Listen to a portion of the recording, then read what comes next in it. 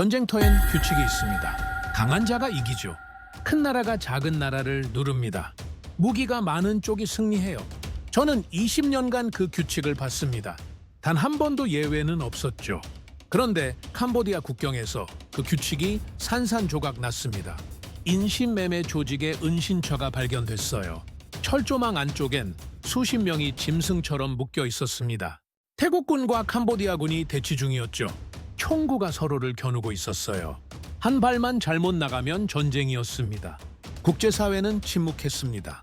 미국도 유럽도 유엔도요? 너무 위험하다는 이유였죠. 저는 생각했습니다. 끝났구나.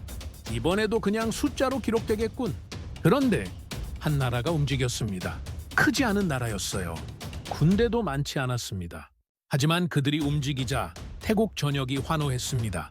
현지 방송이 긴급 속보를 냈죠. SNS가 폭발했어요. 화면 자막에 단 두 글자가 떴습니다. 한국. 저는 그 글자를 보며 얼어붙었습니다.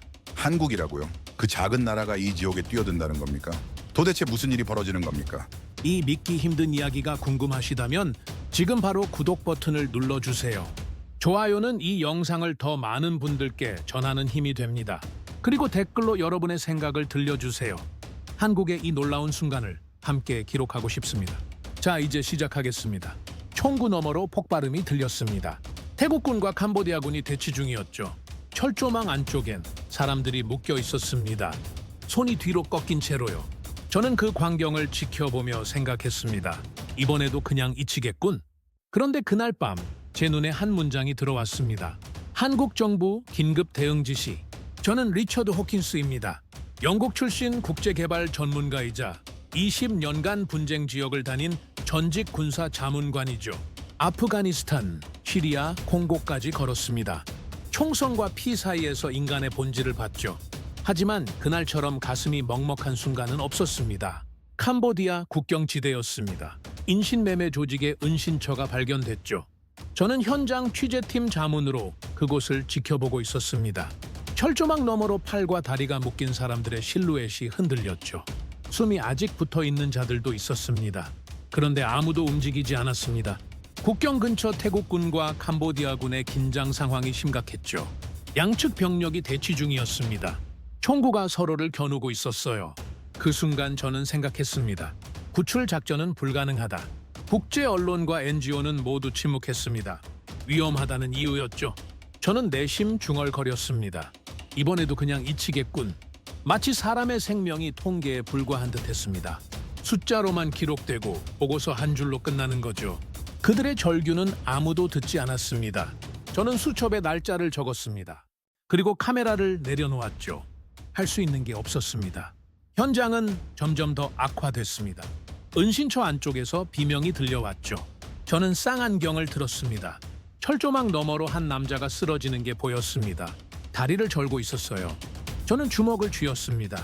하지만 할 수 있는 건 아무것도 없었죠. 국경은 넘을 수 없었습니다. 양측 군대가 총을 겨누고 있었으니까요. 기자실로 돌아왔을 때 동료들은 침묵하고 있었습니다. 누군가 말했죠. 이번엔 끝났어. 저도 고개를 끄덕였습니다. 20년간 이런 장면을 수없이 봤습니다. 결국 잊히는 겁니다. 뉴스 한 줄로 끝나고 다음 사건으로 넘어가죠. 저는 노트북을 열었습니다. 보고서를 쓰기 시작했죠.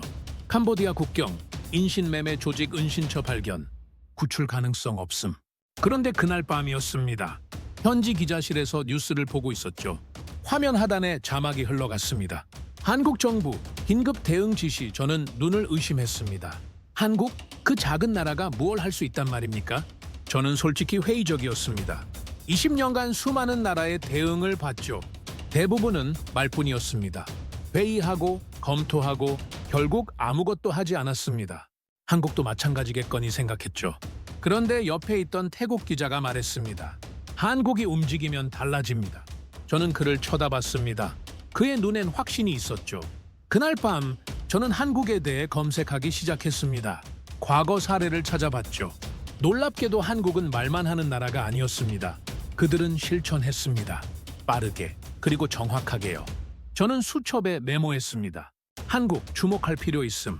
철조망 안쪽의 사람들은 여전히 묶여 있었습니다. 하지만 그날 밤부터 공기가 달라지기 시작했죠. 현지 기자들이 술렁거렸습니다. 한국이 정말 온다는 겁니까? 그들이 오면 어떻게 되는 겁니까? 저는 그 질문들을 들으며 생각했습니다. 과연 뭐가 달라질까? 그런데 다음 날 아침 뉴스가 터졌습니다. 한국 외교부와 국방부가 전원 구출 지시를 발표한 겁니다. 검토가 아니었습니다. 즉시 실행이었죠. 저는 그 순간 처음으로 느꼈습니다. 이건 다르다. 태국 최대 방송사 아마린 TV가 속보를 내보냈습니다. 한국 병력 파견 준비 완료. 저는 현장에서 그 방송을 직접 봤죠. 기자들의 표정은 혼란이 아니었습니다. 안도였습니다. 그들은 한국을 믿고 있었던 겁니다. 저는 그날 알게 됐습니다. 한국이라는 이름이 단순한 국가명이 아니라는 걸요. 그건 신뢰였습니다. 행동의 약속이었죠.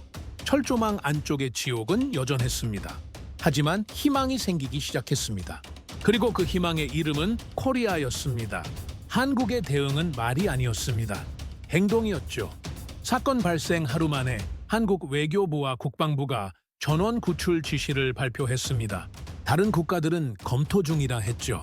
하지만 한국은 즉시 실행이었습니다. 저는 그 차이를 느꼈습니다. 이건 단순한 성명이 아니었어요.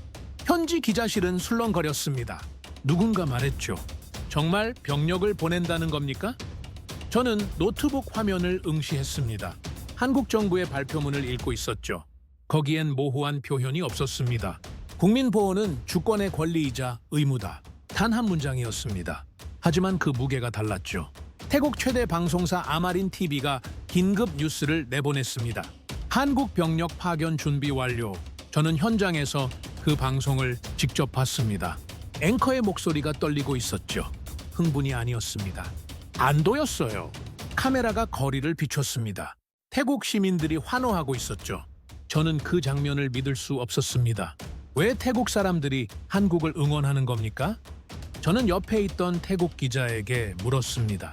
왜 저렇게 반응하는 겁니까? 그가 대답했죠. 한국이 오면 끝납니다. 그들은 말만 하지 않거든요. 저는 그의 눈을 봤습니다. 거기엔 확신이 있었습니다. 현지 카페에서 사람들이 모여 있었습니다. 저는 그들의 대화를 들었죠.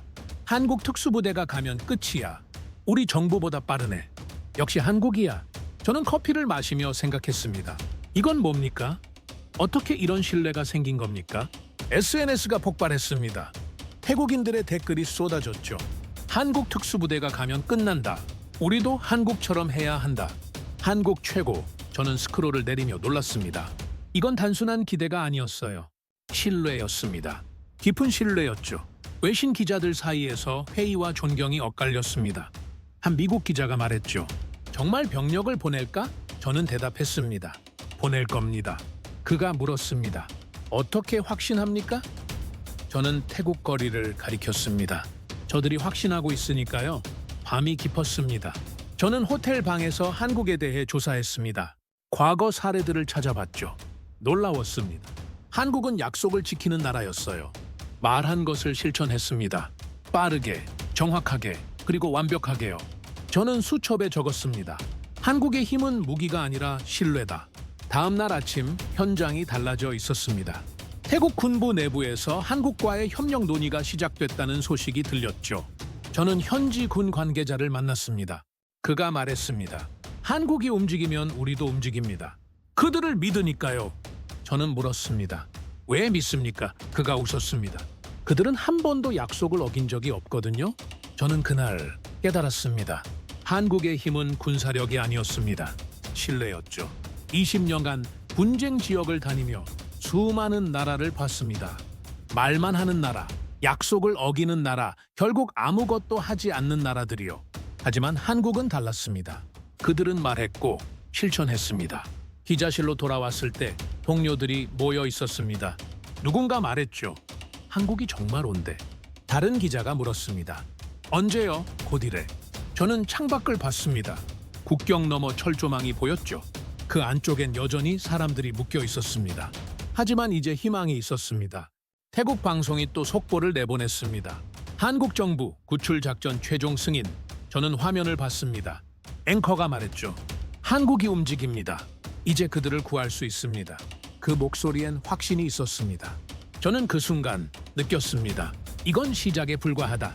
한국은 검토하지 않았습니다. 그들은 명령했죠. 한국은 회의하지 않았습니다. 그들은 움직였어요. 그리고 세상은 그 움직임을 주시했습니다. 철조망 안쪽의 지옥은 여전했죠. 하지만 이제 끝이 보이기 시작했습니다. 그 끝의 이름은 코리아였습니다. 태국 내에서 목소리가 커지기 시작했습니다. 한국이 대신 정리해달라.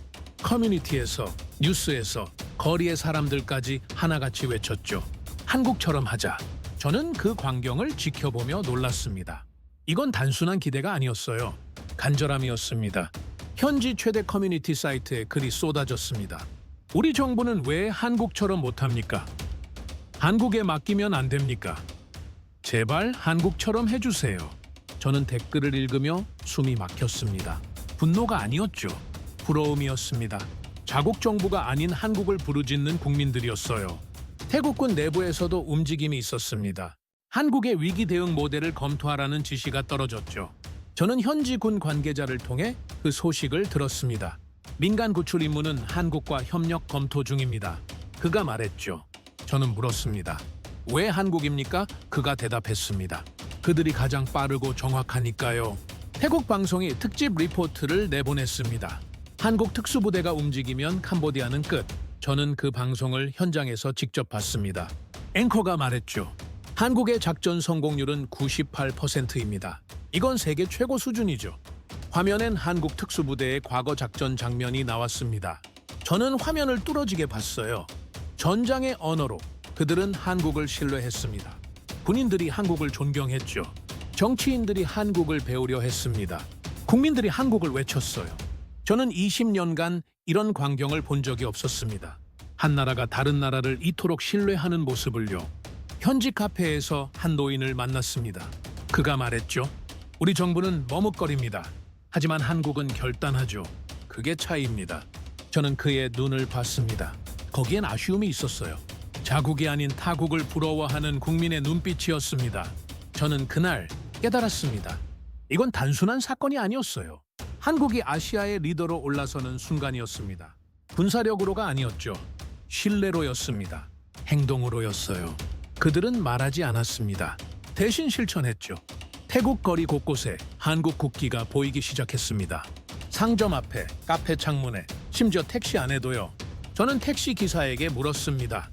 왜 한국 국기를 다십니까? 그가 웃으며 대답했죠. 한국은 희망이니까요. 그들이 오면 모든 게 해결됩니다.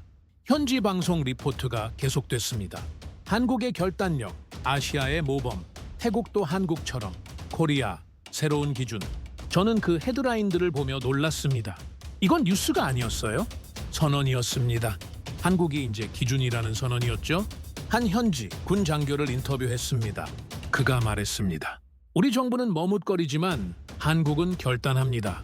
그게 차이죠. 우리는 회의하지만 한국은 실행합니다. 그게 힘이에요. 저는 카메라를 내려놓고 물었습니다. 부럽습니까? 그가 고개를 끄덕였죠.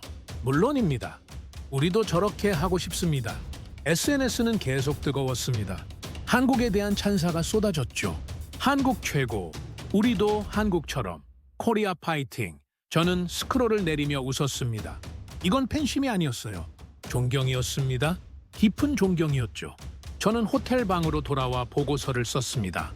한국은 이제 아시아의 질서를 지키는 이름이 되었다. 저는 그 문장을 적으며 멈췄습니다. 정말 그럴까요? 저는 창밖을 봤습니다. 거리엔 한국 국기가 펄럭이고 있었죠. 저는 확신했습니다. 맞다. 한국은 이제 리더다. 태국의 국경에서 외친 이름은 코리아였습니다. 정부가 아니었죠. 국민이었습니다. 군인이었어요. 기자들이었습니다. 모두가 한국을 불렀죠. 저는 그들의 존경 속에서 진짜 국격을 봤습니다. 크기가 아니었어요. 품격이었습니다. 작은 나라가 큰 나라를 가르치는 순간이었습니다. 한국은 말하지 않았죠. 대신 보여줬습니다. 그들은 위협하지 않았어요. 대신 구했습니다. 그리고 세상은 그 차이를 알아봤죠. 저는 그날 느꼈습니다. 이건 시작에 불과하다. 한국의 진짜 힘은 이제부터다. 태국 주요 언론 방콕 포스트가 기사를 냈습니다. 한국이 캄보디아의 군사행동 경고. 저는 그 제목을 보는 순간 숨이 멎었죠. 기사 제목은 자극적이었습니다. 현장은 순식간에 술렁거렸어요. 저는 노트북 화면을 응시했습니다. 이건 아닌데. 현지 방송에서 협박, 침공이라는 단어가 반복됐습니다. 앵커들이 우려를 표했죠. 한국의 과도한 개입 아니냐? 이건 내정 간섭이다. 저는 채널을 돌렸습니다. 어느 방송이나 똑같았어요. 한국의 의도는 구출과 보호였습니다. 하지만 왜곡은 순식간에 퍼졌죠. 저는 즉시 정보 분석 회의를 열었습니다. 현지 기자들과 군 관계자들이 모였죠.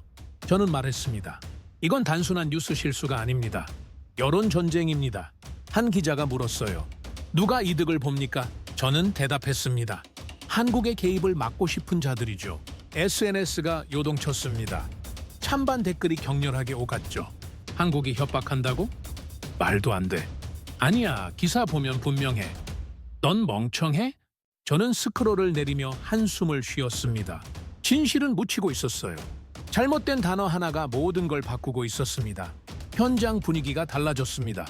어제까지 한국을 환호하던 사람들이 혼란스러워했죠. 한 상점 주인이 말했습니다.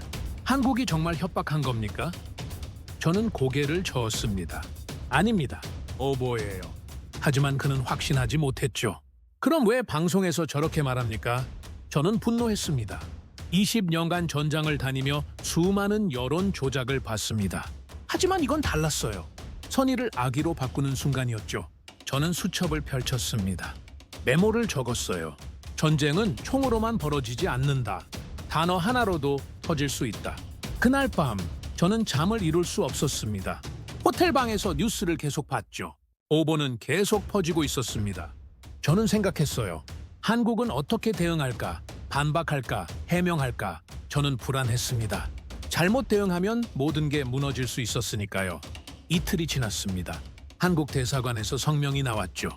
저는 현장에서 그 성명을 들었습니다. 단 한 문장이었어요. 한국은 협박하지 않는다. 다만 국민을 버리지도 않는다. 저는 숨을 멈췄습니다. 짧았죠. 하지만 강렬했습니다. 그 한 문장이 모든 걸 바꿨습니다. 태국 SNS가 뒤집혔죠. 이건 협박이 아니라 책임이다. 한국은 버리지 않는다. 역시 한국이야. 댓글이 쏟아졌습니다. 저는 화면을 보며 놀랐어요. 사람들은 진실을 알아봤습니다. 현지 방송도 바뀌었습니다. 앵커가 말정정을 했죠. 한국의 발표는 경고가 아닌 의지 표명이었습니다. 오해가 있었습니다. 저는 그 방송을 보며 안도했어요. 진실이 이긴 겁니다. 품격이 이긴 거죠. 저는 카페에서 사람들의 대화를 들었습니다. 한국은 역시 다르네. 협박하지 않는다. 버리지도 않는다. 멋있어. 우리 정부도 저렇게 말할 수 있을까? 저는 커피를 마시며 미소 지었습니다. 한국은 싸우지 않고 이겼어요. 한 현지 기자가 저에게 물었습니다. 호킨스 씨, 한국의 대응 어떻게 봅니까? 저는 대답했죠. 완벽했습니다. 그들은 변명하지 않았어요. 소리치지도 않았습니다. 대신 진실로 답했죠. 그게 품격입니다.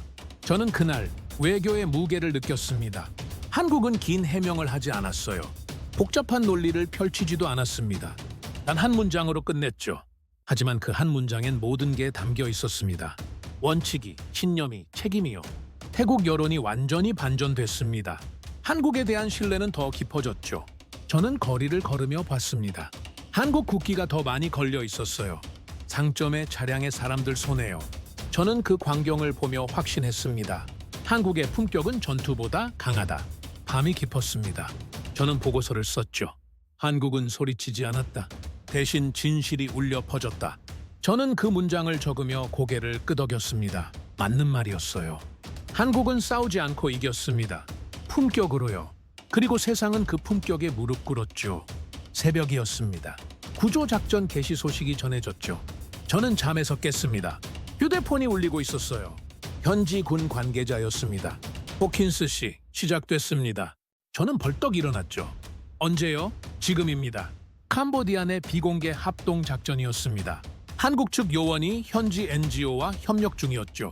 저는 현장으로 달려갔습니다. 기자실엔 이미 사람들이 모여 있었어요. 모두 숨을 죽이고 있었습니다. 화면만 응시하고 있었죠. 현지 언론 보도 금지령이 내려져 있었습니다. 작전의 안전을 위해서였죠. 하지만 소문은 퍼지고 있었어요. 한국이 움직였다. 지금 구출 중이다. 저는 귀를 기울였습니다. 모든 게 비공식이었죠. 그러나 공기엔 확신이 있었습니다. 그때였습니다. 단 한 장의 사진이 유출됐죠. 누군가 몰래 찍어 올린 겁니다. 철문이 열리고 눈을 가린 인질들이 나오는 장면이었어요. 저는 화면을 확대했습니다. 그들의 손은 풀려 있었죠. 발걸음은 비틀거렸지만 살아 있었습니다. 저는 숨을 멈췄습니다. 20년간 전장을 다녔죠. 수많은 구출 작전을 봤습니다. 하지만 이렇게 조용한 작전은 처음이었어요. 총성이 없었습니다. 폭발도 없었죠. 그저 철문이 열리고 사람들이 나왔습니다. 구조된 인원이 확인됐습니다. 한국인 3명, 태국인 2명이었죠. 저는 그 숫자를 보며 안도했습니다. 모두 살아 있었어요. 태국 전역이 환호했습니다. SNS가 폭발했죠. 한국이 해냈다. 그들이 살아 돌아왔다. 코리아 최고. 현지 방송이 긴급 뉴스를 내보냈습니다. 앵커가 울먹였어요. 한국의 작전이 성공했습니다. 우리 국민 2명이 구조됐습니다. 그의 목소리가 떨렸습니다. 감동이었죠. 저는 그 방송을 보며 가슴이 뜨거워졌습니다. NGO 대변인이 기자회견을 했습니다. 그가 말했죠. 그들은 군인이 아니었습니다. 인간이었어요. 총을 들지 않았습니다. 손을 내밀었죠. 저는 그 말을 듣고 펜을 내려놓았습니다. 정확한 표현이었어요. 한국은 전쟁이 아닌 구원을 했던 겁니다. 한국 정부가 공식 발표를 했습니다. 단 한 줄이었죠. 국민은 어디서든 보호받는다. 저는 그 문장을 읽으며 고개를 끄덕였습니다. 짧았어요. 하지만 무거웠습니다. 약속이었죠. 그리고 그들은 그 약속을 지켰습니다. 거리가 들썩였습니다. 태국 시민들이 한국 국기를 들고 나왔어요. 감사합니다, 한국. 코리아 사랑해. 저는 그 광경을 카메라에 담았습니다. 이건 뉴스가 아니었죠. 역사였습니다. 한 나라가 다른 나라를 구한 순간이었어요. 구조된 인질들이 병원으로 이송됐습니다. 저는 병원 앞에 있었죠. 구급차가 도착했어요. 문이 열렸습니다. 한 남자가 내렸죠. 태국인이었습니다. 그가 카메라를 보며 말했어요. 한국이 저를 구했습니다. 감사합니다. 그의 눈엔 눈물이 고여 있었습니다. 저는 그날 깨달았습니다. 한국은 전쟁 없이 사람을 구했어요. 폭격 없이, 총성 없이, 희생 없이요. 그들은 새벽에 나타났습니다. 그리고 희생 대신 구원을 남겼죠. 저는 수첩에 적었어요. 그들의 작전은 침묵이었고 결과는 기적이었다. 현지 군 장교를 다시 만났습니다. 그가 말했죠. 우리도 작전을 준비했습니다. 하지만 한국이 먼저 움직였어요. 그리고 완벽하게 끝냈죠. 저는 물었습니다. 부럽습니까? 그가 웃었어요. 물론입니다. 배워야죠. 태국 방송이 특집을 내보냈습니다. 한국의 구출 작전 완벽했다. 화면엔 작전 타임라인이 나왔죠. 계획, 실행, 완료. 모든 게 정확했습니다. 저는 그 화면을 보며 감탄했어요. 이건 우연이 아니었습니다. 준비였죠? 훈련이었어요. 밤이 깊었습니다. 저는 호텔 방에서 보고서를 썼습니다. 한국은 국가의 품격이 생명을 구할 수 있음을 증명했다. 저는 그 문장을 적으며 창밖을 봤어요. 거리엔 여전히 사람들이 있었습니다. 한국 국기를 들고 환호하고 있었죠. 저는 확신했습니다. 그들은 총성이 아닌 발소리로 시작된 작전을 해냈어요. 침묵으로 움직였습니다. 그리고 기적으로 끝냈죠. 철조망 안쪽의 지옥은 끝났습니다. 한국이 그 문을 연 겁니다. 그리고 세상은 그 순간을 기억할 거예요. 영원히요. 캄보디아 정부가 움직였습니다. 항해 발표를 한 겁니다. 한국의 내정 간섭. 저는 그 뉴스를 보며 한숨을 쉬었죠. 예상했던 반응이었습니다. 하지만 타이밍이 최악이었어요. 구조 작전이 성공한 직후였으니까요. 일부 외신이 가세했습니다. 한국의 과잉 개입 비판 보도가 나왔죠. 저는 그 기사들을 읽으며 분노했습니다. 사람을 구했는데 비난받는 겁니까? 생명을 살렸는데 문제라는 겁니까? 저는 노트북을 닫았어요. 이건 말이 안 됐습니다. 현지 기자실이 술렁거렸습니다. 한국이 어떻게 대응할까? 이번엔 힘들 거야. 저는 침묵했죠.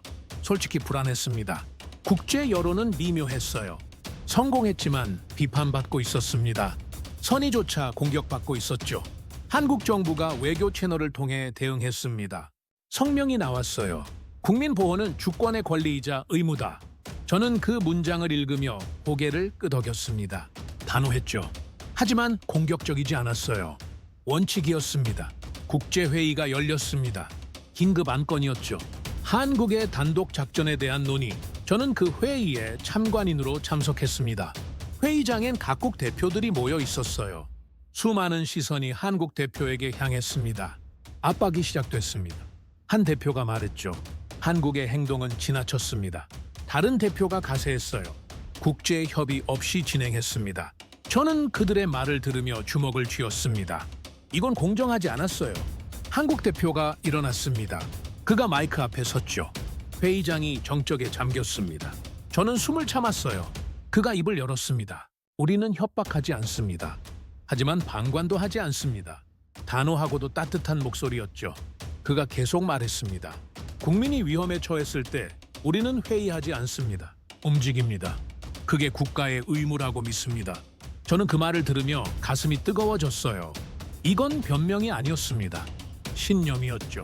회의장이 조용했습니다. 아무도 말하지 않았어요. 저는 주위를 둘러봤습니다. 대표들의 표정이 바뀌고 있었죠. 비판에서 존경으로요? 한 대표가 고개를 끄덕였습니다. 다른 대표가 펜을 내려놓았어요. 박수가 터졌습니다. 처음엔 한 명이었죠. 그 다음 2명, 3명. 순식간에 회의장 전체가 박수를 쳤습니다. 저는 그 광경을 보며 눈물이 날 뻔했어요. 정적은 존경으로 변했습니다. 그리고 한국은 그 존경을 받을 자격이 있었죠. 회의가 끝난 후 복도에서 한 유럽 대표를 만났습니다. 그가 말했어요.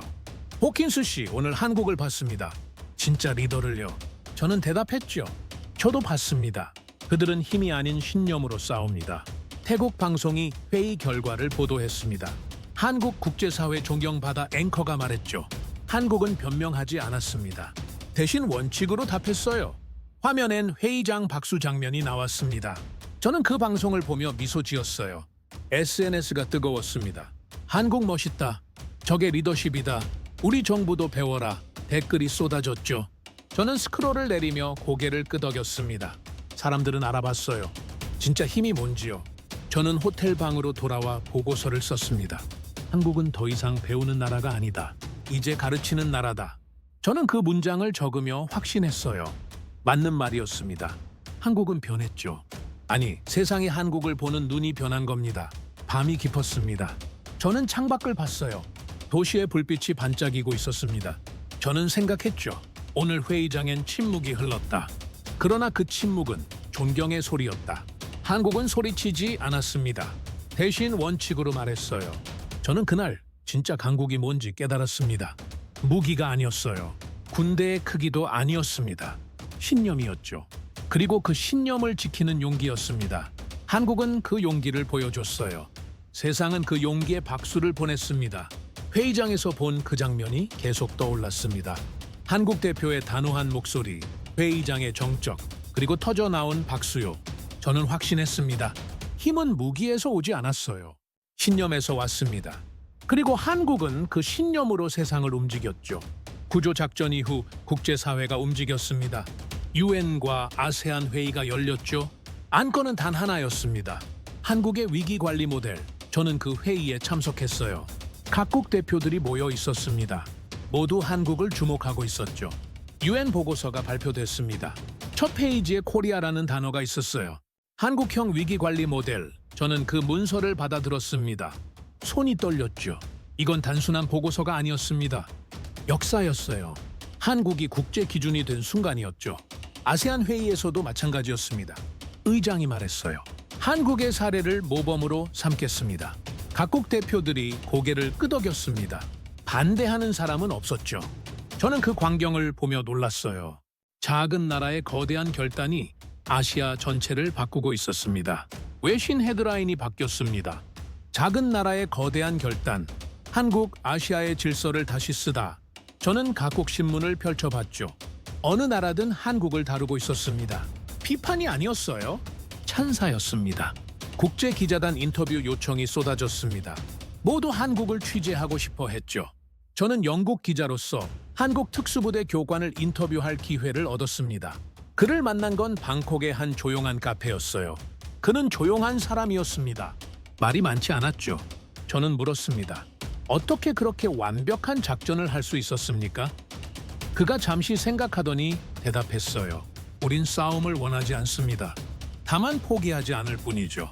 저는 그 말을 듣고 펜을 멈췄습니다. 포기하지 않는다? 그 말이 가슴을 쳤습니다. 한국의 모든 게 그 한 문장에 담겨 있었어요. 회의하지 않는 결단, 말이 아닌 행동, 그리고 끝까지 책임지는 자세요. 저는 수첩에 그 문장을 적었습니다. 밑줄을 2번 그었죠. 태국과 캄보디아 국경의 긴장이 완화됐습니다.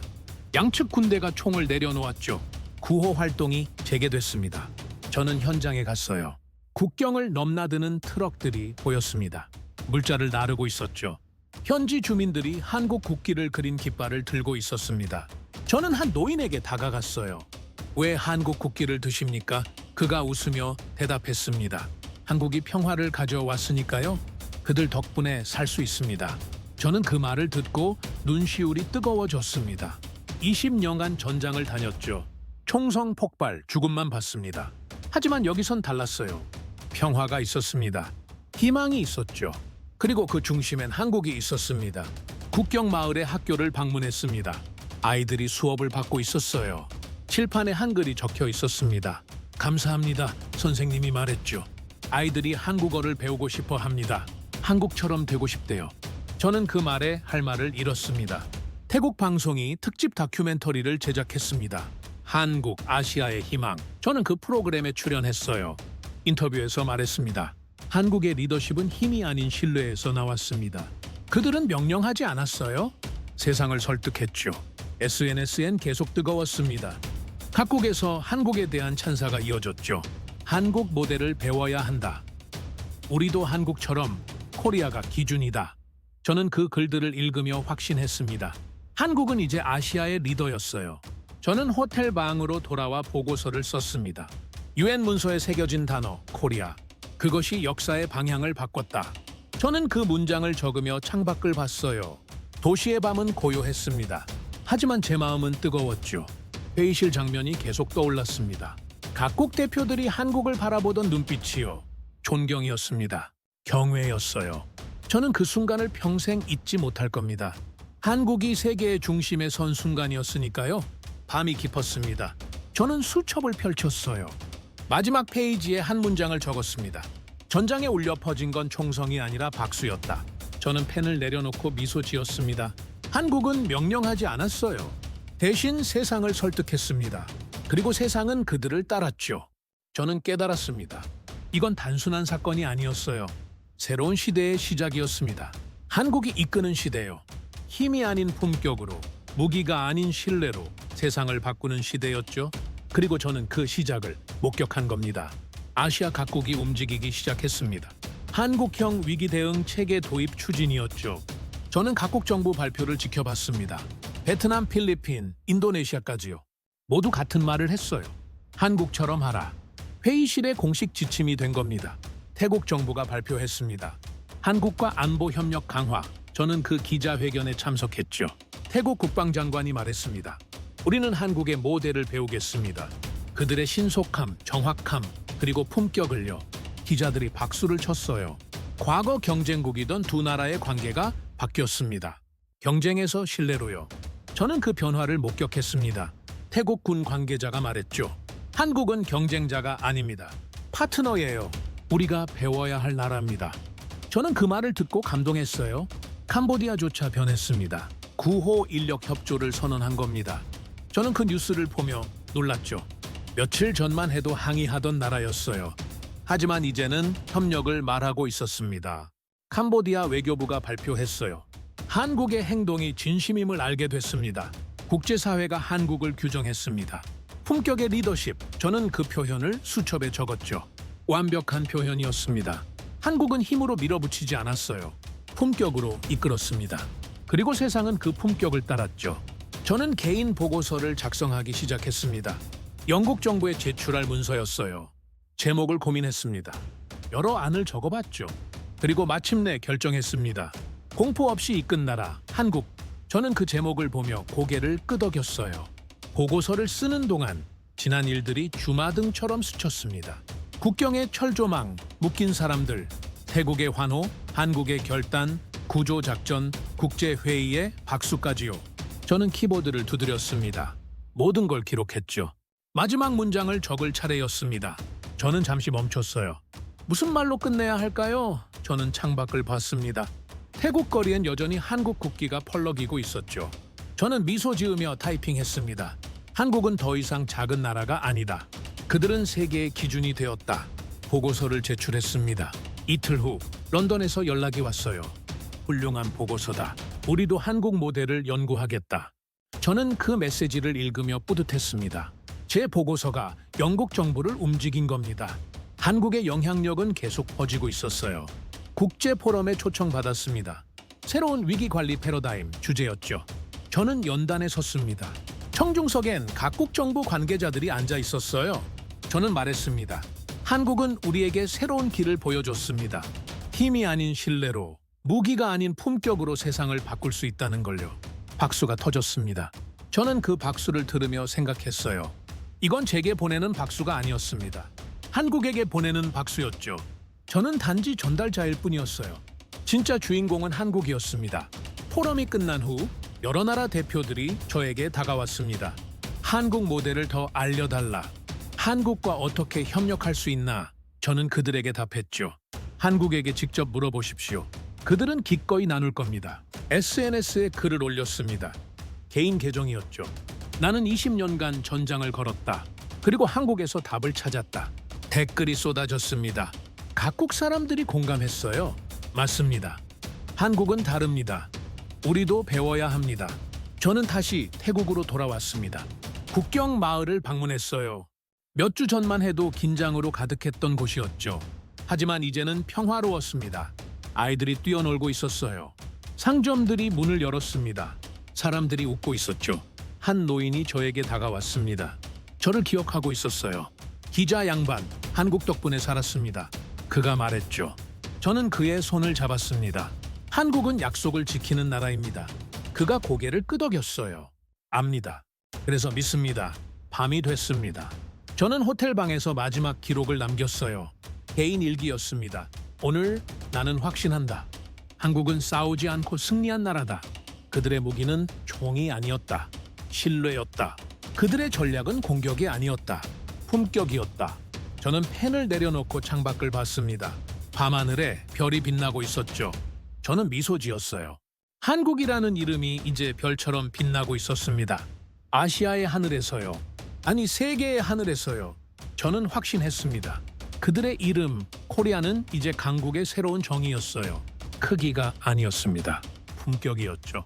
무기가 아니었어요. 신뢰였습니다. 그리고 한국은 그 모든 걸 증명했습니다. 세상이 지켜보는 가운데요. 저는 리처드 호킨스입니다. 수많은 전쟁터를 걸었습니다. 총성과 피, 그리고 침묵 사이에서 인간의 본질을 봤죠. 아프가니스탄의 모래바람, 시리아의 폐허, 콩고의 정글까지요. 20년이었습니다. 긴 시간이었어요.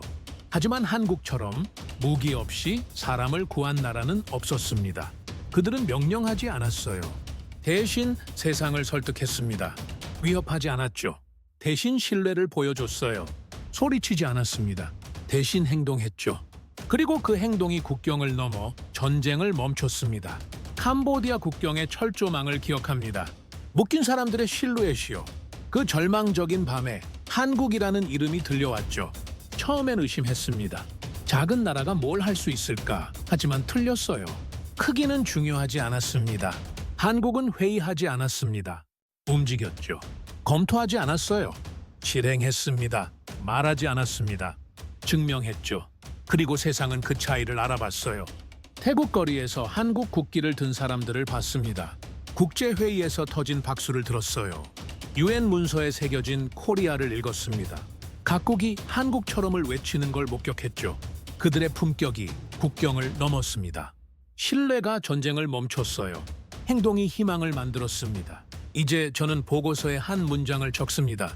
한국은 싸우지 않고 승리한 나라다. 그리고 저는 확신합니다. 그들의 이름, 코리아는 이제 강국의 새로운 정의입니다. 무기의 크기가 아니에요. 품격의 깊이였습니다. 군대의 수가 아니었죠. 신뢰의 무게였어요. 한국은 세상에게 보여줬습니다. 진짜 힘은 파괴가 아닌 구원에서 온다는 걸요. 진짜 리더십은 명령이 아닌 설득에서 나온다는 걸요. 캄보디아 국경은 이제 평화롭습니다. 아이들이 뛰어놀고 있어요. 상점들이 문을 열었습니다. 사람들이 웃고 있죠. 그 평화의 중심엔 한국이 있었습니다. 저는 20년간 전장을 다녔습니다. 그리고 마침내 답을 찾았어요. 세상을 바꾸는 건 총이 아니었습니다. 신뢰였죠. 역사를 쓰는 건 무기가 아니었어요. 품격이었습니다. 미래를 여는 건 두려움이 아니었습니다. 용기였죠. 그리고 한국은 그 모든 걸 가진 나라였습니다. 저는 이제 펜을 놓습니다. 보고서는 완성됐어요. 하지만 한국의 이야기는 끝나지 않았습니다. 아니, 이제 시작일 뿐이죠. 코리아. 그 이름이 세계에 울려 퍼질 겁니다. 희망의 이름으로, 신뢰의 상징으로, 품격의 기준으로요. 저는 그 시작을 목격했습니다. 그리고 영광이었습니다.